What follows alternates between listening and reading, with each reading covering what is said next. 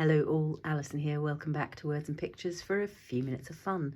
I'm still not in full-on Christmas mode. I'm afraid it doesn't hit me until December, but I am in the mood for a bit of winter greenery.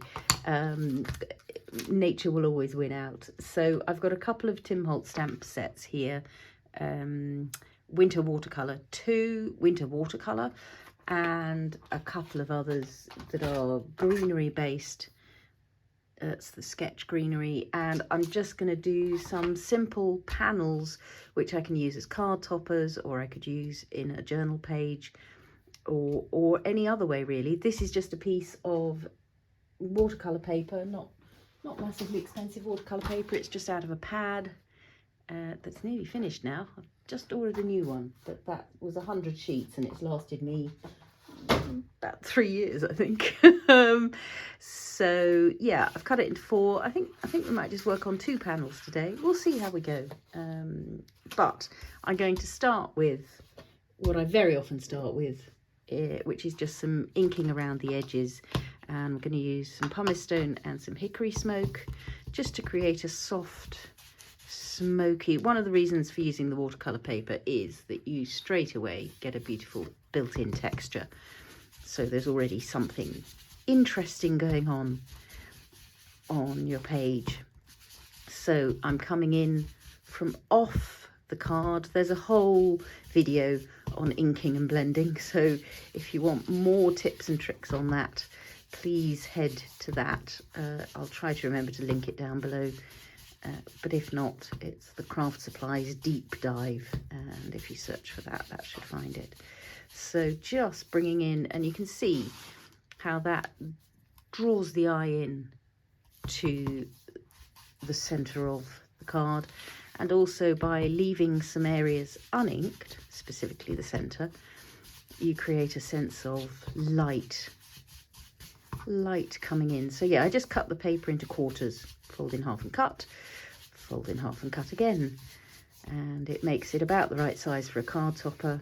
It's perfect for that if you wanted to mount it onto a pre-folded card or just onto some other card.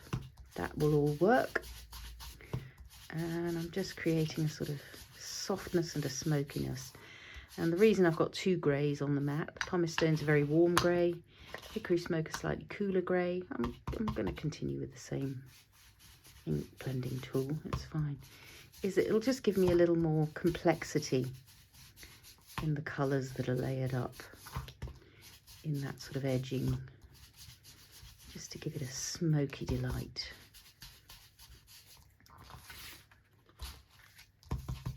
It's kind of like a London smog. That's how wintry it is. It's a Victorian London fog, known as the smog, because it was full of pollution as well. Lethal stuff, I mean genuinely lethal. Good, that's a nice sort of background little effect. And just to give it a little more detail, a little more interest, I'm going to combine other techniques that we've explored before and just give a little spritz and flick. So around those places where there's ink at the edges, that's just going to add a little bit of textural detail. Where there's water in the middle, it's just not going to do very much.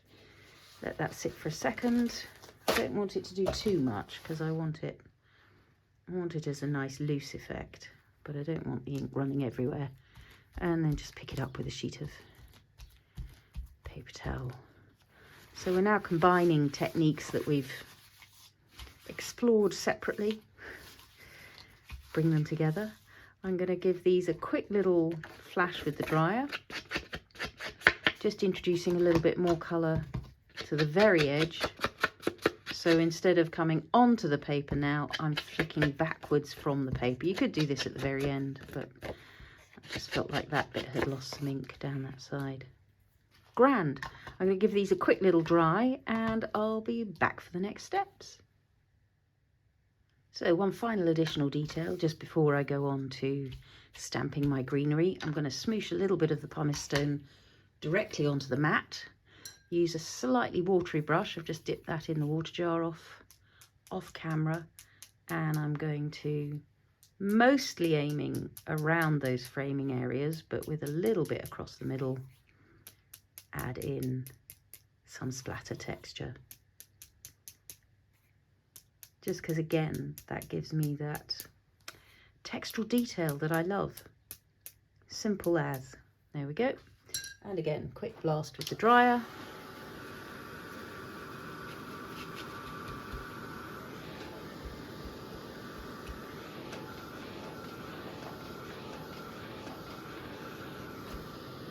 And if there are any that are too dark for your liking, just knock them back. There we go. Beautiful. I already just like that. That will do nicely for me. So the basic technique is one that we've done before, but the watercolor stamping. It's known as watercolor stamping. I'm not actually stamping with watercolors. As you can see, what I'm stamping with are distress inks and oxides, but we're working with water and colour, so that what you get in effect is a watercolour stamping. And in the sort of mixed media crafting world, that's what the technique is known as.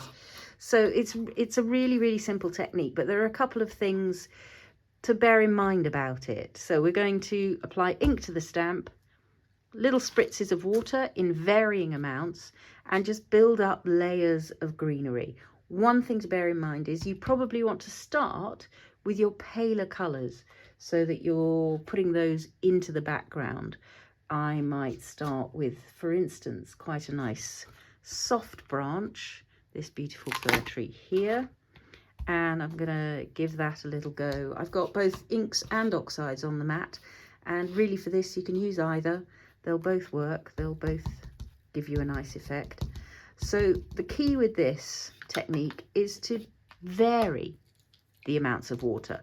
It's one reason why it's nice to work with more than one surface on the go at once, because it gives you the option for secondary stamping. So this is my sort of misty background, and I'm gonna, and you can see the difference already between those two. An extra spritz of water in between gives me a lovely soft version of the second stamping. And I'm going to do another each of those. So this is iced spruce in distress oxide. As always, I'll list the colours I've used down below. And I'm just giving it a really quick spritz with my water spray.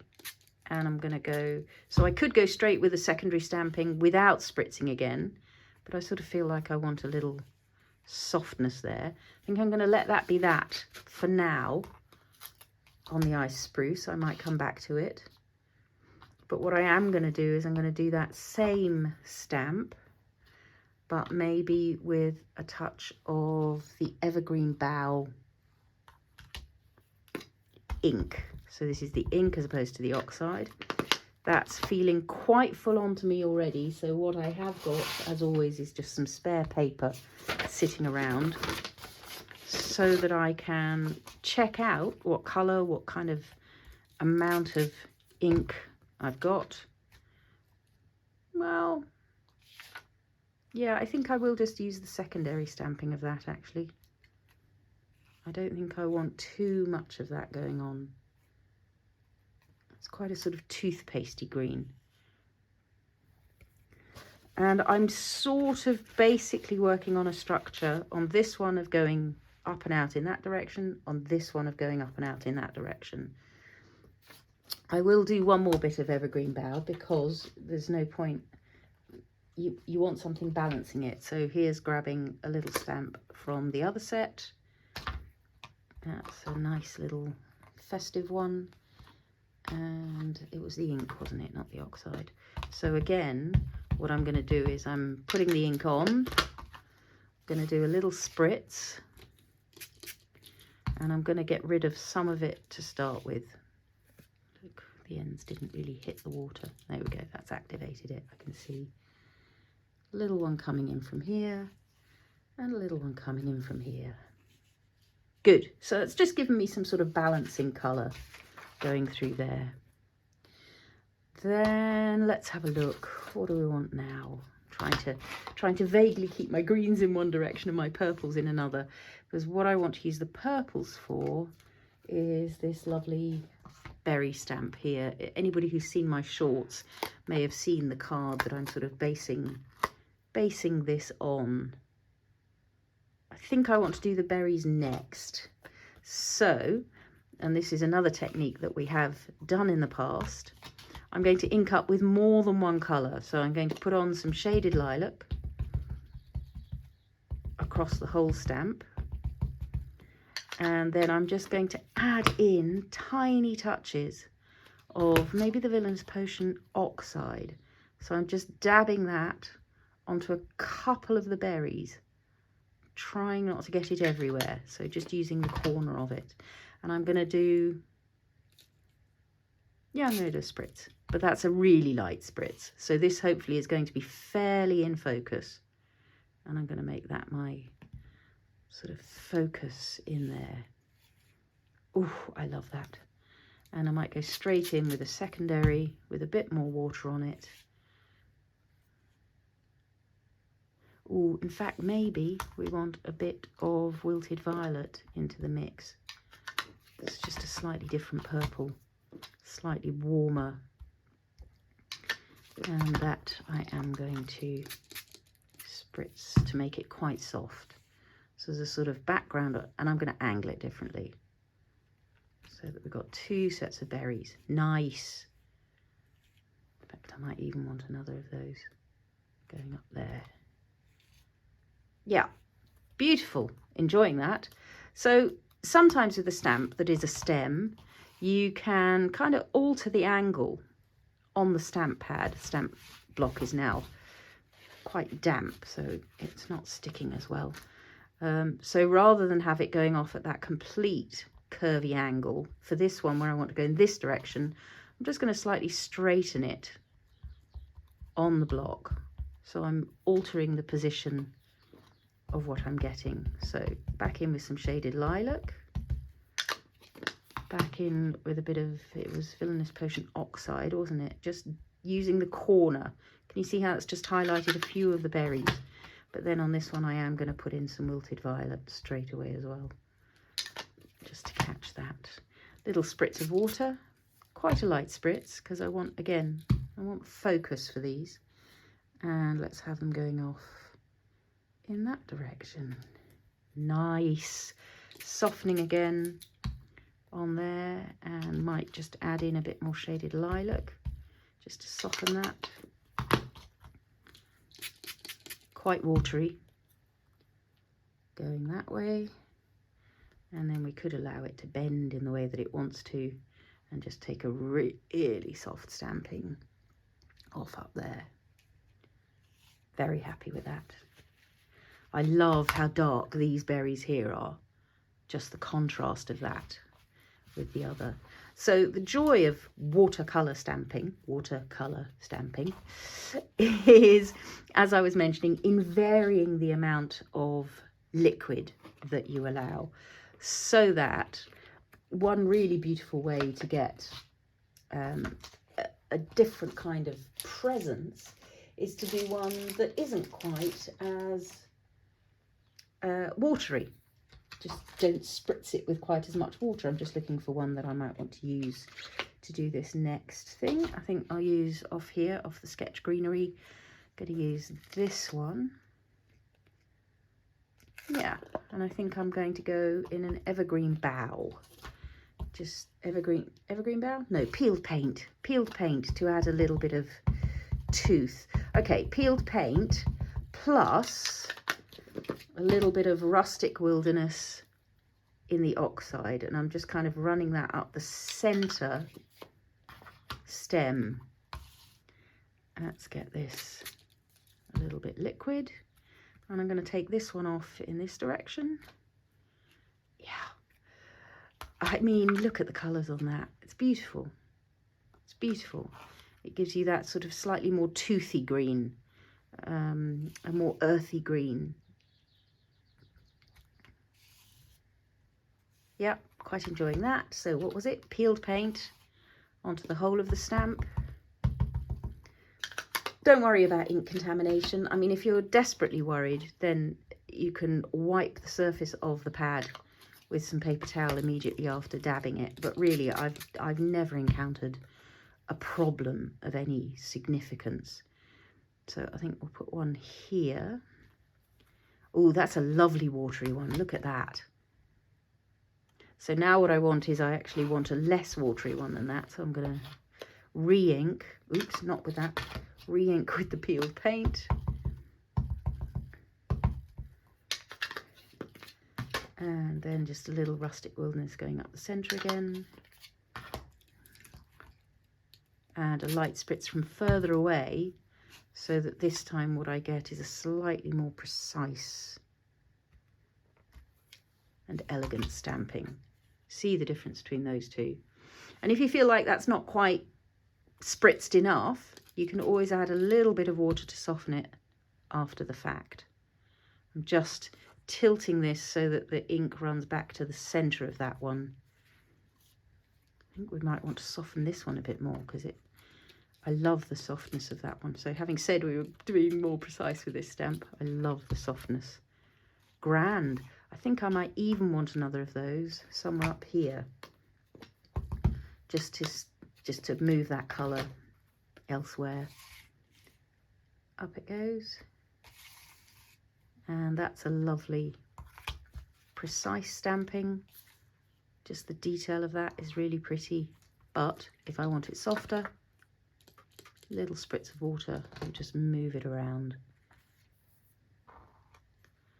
And we might do another. I can see there's some ink left on here. Soften it and take it up this side. Quite enjoying all of that. So let's just see if we give it a quick blast with the heat tool and set it before we do any more. Again, anywhere where it's got too watery, just dab it back.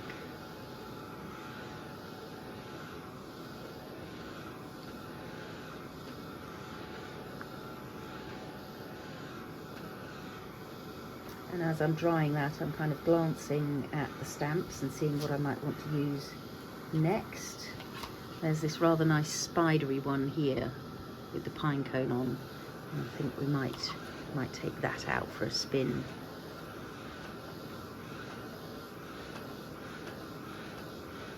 Beautiful. So let's pop you back into your little hole. And get out this nice spidery one. So what are we going to stamp that in?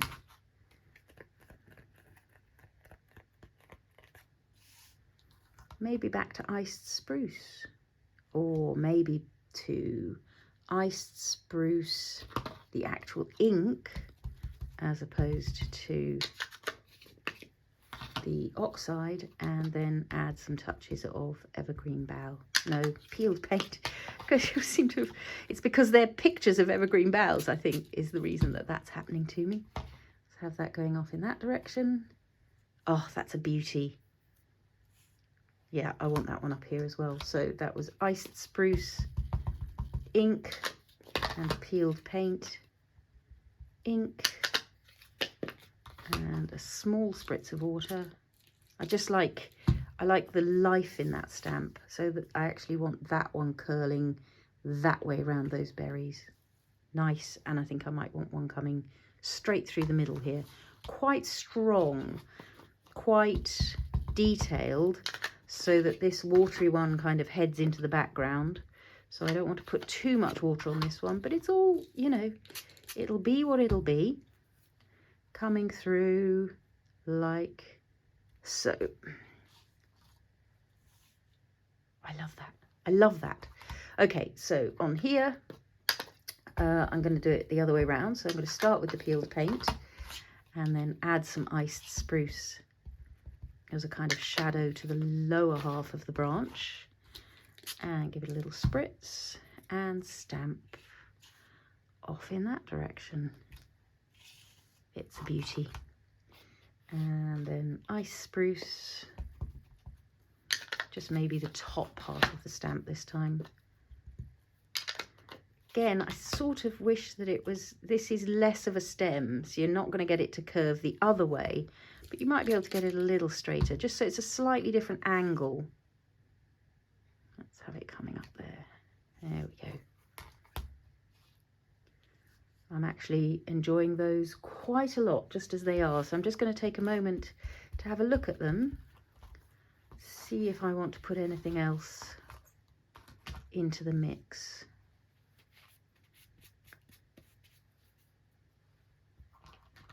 Just popping that back on there. There is another rather lovely berry stamp on here. Maybe somewhere here. Or do I like them as they are?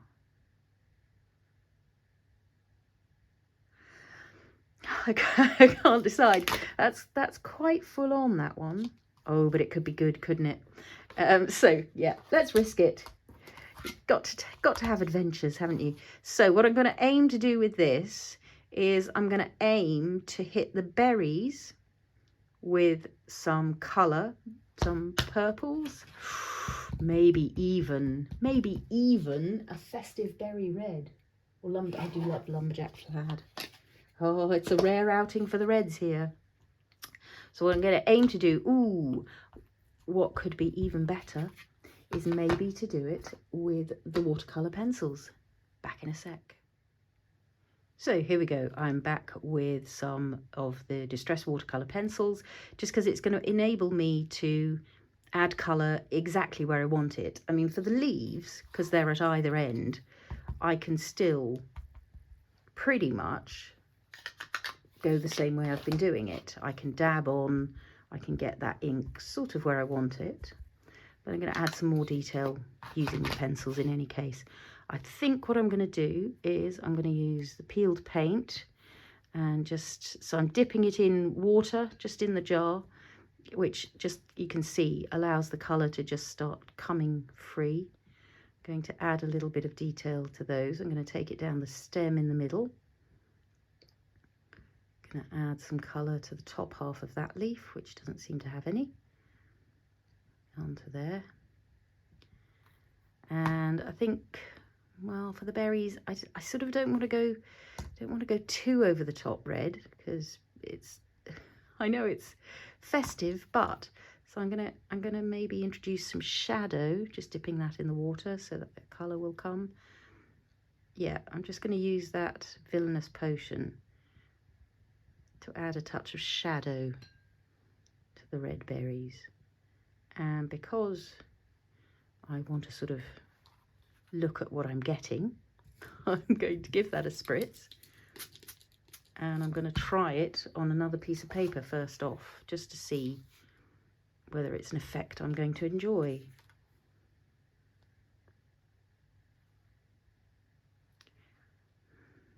I love it, but I think what I might be going to do is build a separate pair around that, rather than put red berries on these, which I'm just enjoying in that lovely soft kind of purple world. I think what might have happened is we've automatically moved on to the second pair of greeneries. So I'm just adding, again, colour, quite a soft way. There's quite a lot of water on there already, so let's see what we get if we just go straight in with a stamping. Am I on camera? Sufficiently, yes. See, that one is quite full on, so I'm just going to go with whatever's on the stamp and get myself a second stamping, but I might go in the other direction. Oh, slightly, yeah, because I don't want it at the same angle. Let's send it down there. There we go, nice and soft. Okay, and let's just go with a secondary stamping of whatever's on here, going off in that direction. Nice. Okay, so I'll come back to those in a minute. I'm just going to clean off the stamp.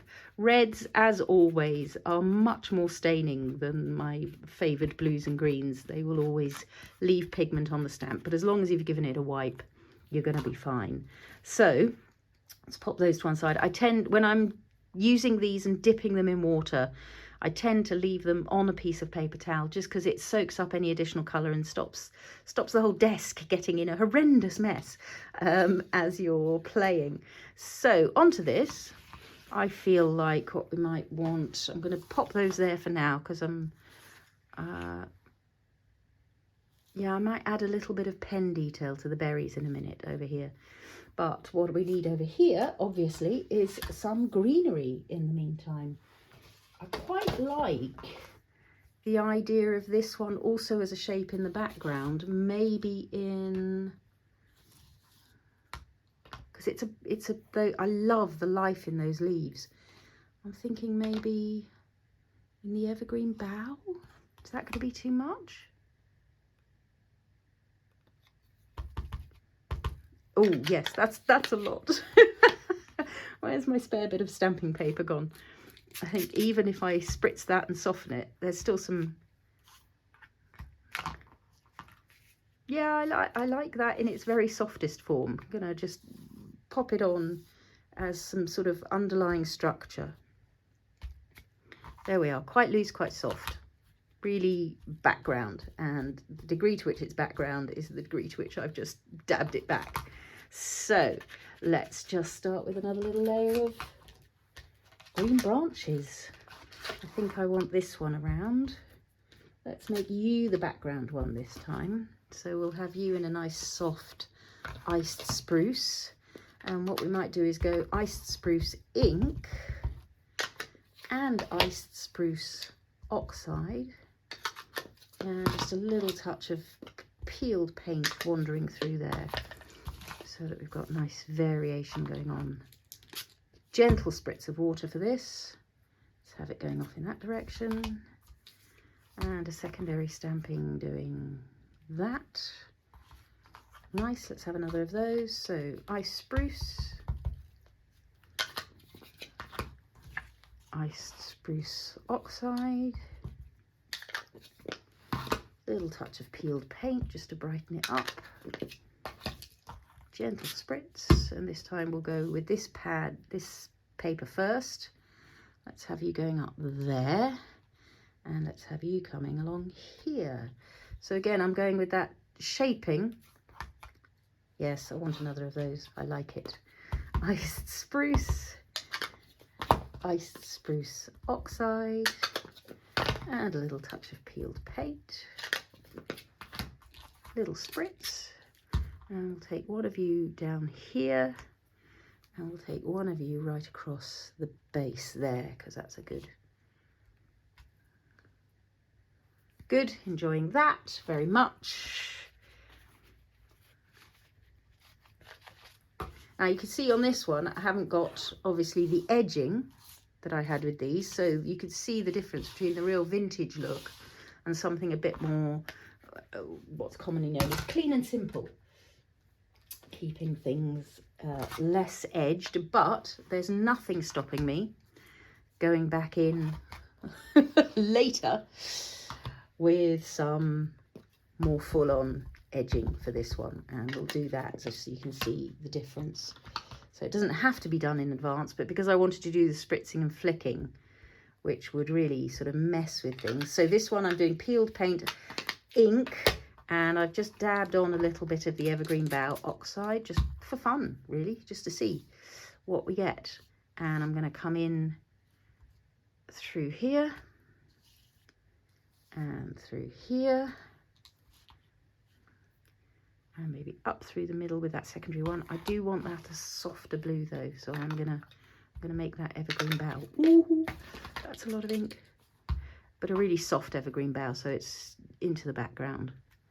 There we go. And I'll have one of those there too. Where it's quite damp, just going to knock it back. So that is really, you can see how as soon as you knock it back, it goes way into the background. Just kind of vanishes into the ether. And what else? What else on this one? I think maybe a little bit of this one, which is from another set again. This is from Christmas Nostalgia, And again, it's got quite a lot of definition in those pine needles, which I quite like. Rustic Wilderness is a massively full-on green when you use the ink. You can see as I ink that is, I mean, it's so pigmented. It's like the Villainous Potion and the Wilted Violet, but you can see it's going to give us a lovely dark green, but I don't want it quite in its primary stamping, because it'll just overtake everything else. So I think I'm actually on the third now, aren't I? So let's take that with a little bit of detail through there. So that's almost enough for me on the Rustic Wilderness in terms of, yeah, the fourth stamping, I think it was. And because I like it, I do like it, I am going to add it to here, but again, on at least, I keep nearly dropping it, on at least the fourth stamping. So a little bit of water, 1, 2, 3, and in for the fourth.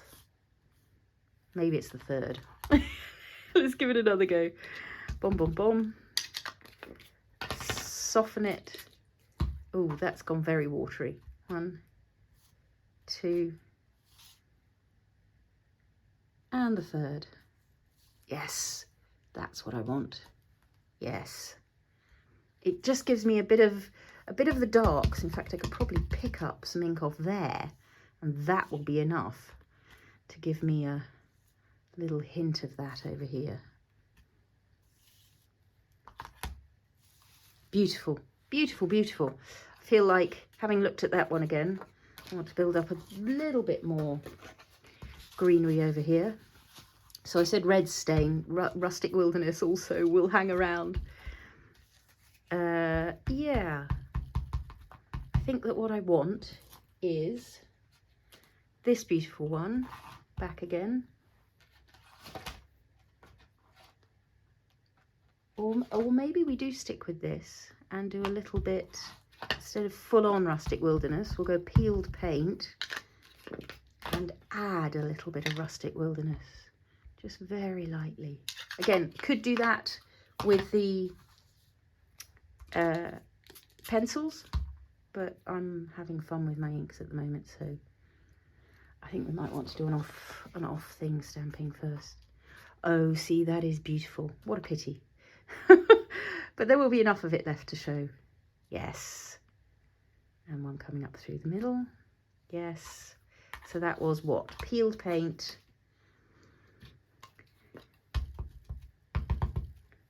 With little touches of Rustic Wilderness.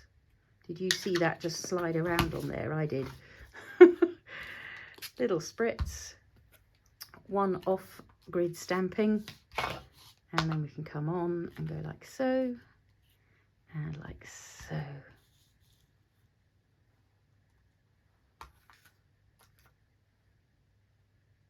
I think I want something coming in through here.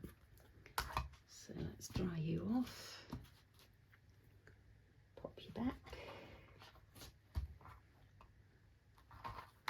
And I think it is going to be back to Evergreen Bough, controversially.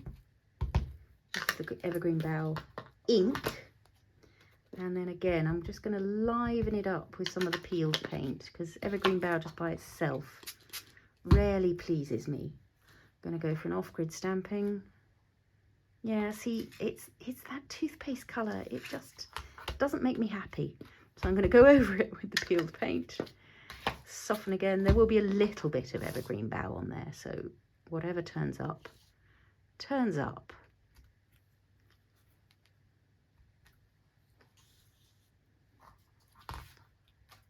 Nice. So just to add a little bit of detail, I'm going to get these pencils back and I'm going to just brighten up my berries a little bit. So dipping in the water off screen, going to pop a little bit of red berry colour here. So just choosing to go around the outsides of the berries, just the shiny edges, with the appropriately Festive berries colour. So that's just livening those up a little bit.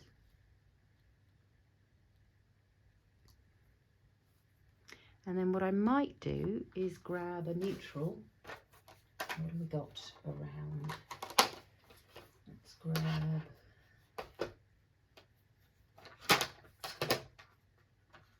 yeah, maybe forest moss is the one. So greeny neutral, just to turn these stems from red to a browny green. Because although I love the purple stems, I'm less keen on the red stems. Red berries, fine. Red stems, not so much.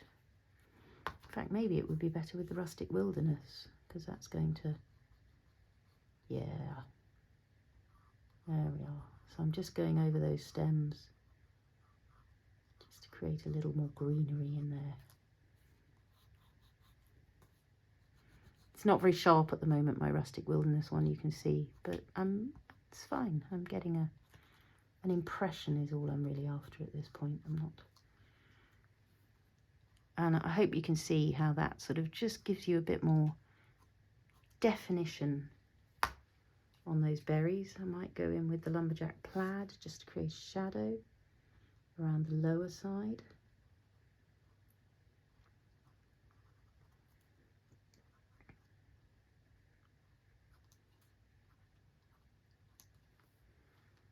And on this one I am sort of thinking that maybe it is about getting a very delicate bough, very delicate fir frond. Ah, yes, maybe it's you. And doing just a little bit with some Rustic Wilderness again. What I might do is go Rustic Wilderness Oxide,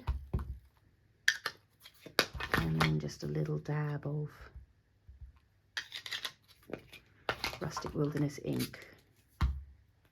Just feel like it needs another stem or two on this one, and a bit darker. Yeah, see, that's what it wanted. Rustic Wilderness Oxide, Rustic Wilderness ink, little spritz. It just needed something a little darker to balance those red berries. It's partly because I'm not accustomed to red, of course. I want to pick that up and I've run out of paper towel. Not quite such a smudge of that there. Where'd it go? There you are. Yeah, it is, of course, because I'm less of a red person.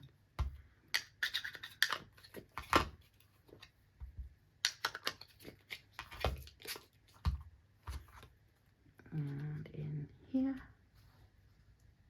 maybe coming up the edge here, a little bit there, a little bit there. So by the time I'm on that fourth stamping, it's really subliminal and therefore fading into the background again. Good. Good. You can tell how I like my winter greenery, can't you? I like it rough and ready and, yeah, messy and full on. So let's do a little bit of inking around the edge of this. I'm just going to dry it so that that's as set as it can be. Obviously they will always remain water soluble, so if you get it really wet, it's going to go walkabout. I'm just looking at this berry and wanting it properly round. Let's dip in the water again, just wiping off on the paper towel. Yeah, I just like a bit of juice on that. So as I say, I'm going to dry this off, because what I do want to add to the berries are some little dots of light. So that's going to be the final little stages. Back in a sec. So before I go for inking these, I'm just going to do, as I said, a little bit of berry detailing. So this is a fine liner, micron, a really fine liner. And I'm just going to very loosely ring those berries. In fact, I could zoom in a little bit for this. It seems to have got very dark outside. I have a feeling it's about to snow. So that's appropriate for the time of year.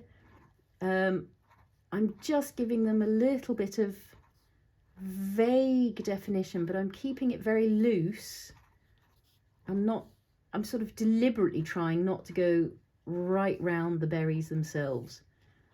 it might need a bit more, so I think this pen is a bit fine. So I'm going to push the boat out and go all the way for a pen. And for that reason, I'm now very lightly just almost cupping the berries. So rather than doing a full circle, I'm just giving them a little bit of detail outlining, just to bring them back into the foreground. So even though they're soft, this is like doing line and wash, pen sketch and some watercolouring. And then the other thing I'm going to do, if I can get my white pen to work, is I'm just going to add a dot of light to some of them, because that just gives them a little touch of shine, as though the light is hitting them and they're gleaming shiny berries. It just highlights them. So this is a Posca paint pen. Keeping a white pen going, they work perfectly for a couple of goes, and then they just seem to vanish on you. I'm going to give it another shake. Another little press. If worst comes to the worst, I'll get out a paintbrush and my white paint. Oh, there we go. We're getting a bit more now. So I'm just giving those berries a dot of light. If you can see, it just picks them up off the page, and it's partly about hitting them with light, but it's partly about giving them a little touch of dimension as well. It fools the eye into a sort of sense of roundness. Just that little cupping and that little one. And I think what we might do, if we can get some ink out of it, paint out of it, might do the same on these. So just kind of imagining where the light is falling from, hit the top of the berry with a little patch of light. There it goes. So hit the top of the berry with a little patch of light. Now I might in the long run put sort of winter greetings on these. One of the things I quite like is my little Paper Artsy Mini, which is the text for In the Bleak Midwinter, which is probably my favourite of all Christmas carols. And or it could be a normal greeting, but as I say, I'm really not at full-on Christmas yet, so for now I'm going to leave these as greenery, and they may turn up sort of finished off, maybe mounted on some card blanks. That's another thing I sometimes do. I haven't got those around at the moment. I could show you in the final close-ups maybe. So I'm just going to put a little bit of inking around the edge of here, starting with pumice stone. So again, you can see it's just going to start to draw the eye in. I'm going to go quite lightly where I've got the greenery, because obviously this ink, this brush, this blending brush are moist, so they are going to soften and move the stamping here, because it's not set. I haven't embossed it, I haven't held it in place in any way, shape or form. So quite a soft little go around the edges. And you can see that it is, as well as drawing the eye inwards, it is slightly softening those stampings, particularly where they were quite juicy. So up this side, I'm sort of expecting some green to appear, having come off those plants. So you can build up these layers. Don't try and get your full darkness straight off, because that will involve you just trying to put too much ink on or too much pressure. And that's when you'll mess up your stampings. But that just draws it in. And I thought with this one I might do even a little more. I've got the walnut stain here, and I thought we might pull in a little bit of brown to warm up alongside those reds. And I can now spritz and flick, but any spritz and flicking I do now is also going to impact my greenery. So I'm going to hold off for the moment on doing anything like that. But what I am going to do, you can probably guess, is I'm going to grab my Fresco Snowflake. I'm going to grab my scatty old spatter brush. It's just a dead brush. It's a brush I left too long in a jar once upon a time, and it went all scabby, and now coincidentally that turned it into the perfect brush to give me a little spatter of frost and falling snow. So as per usual, I'll zoom in for some close-ups of the layers here and the softness and the detail of the various kinds of stamping. Again, too big those dots there, knock them back. Not enjoying that bit there, knock them back. Right at the end of the roll of paper towel, I've got another one on standby. So I'm going to do a little bit of clearing up, and then I'll dive in for a close-up so you can see these 4 wintry panels, fully dry and ready to go. And yeah, just gently starting to get in the mood for December. If you've enjoyed that, do leave me a thumbs up. Comments, questions, always welcome. It's great to interact with you. And I hope to see you back again here soon. Happy crafting all.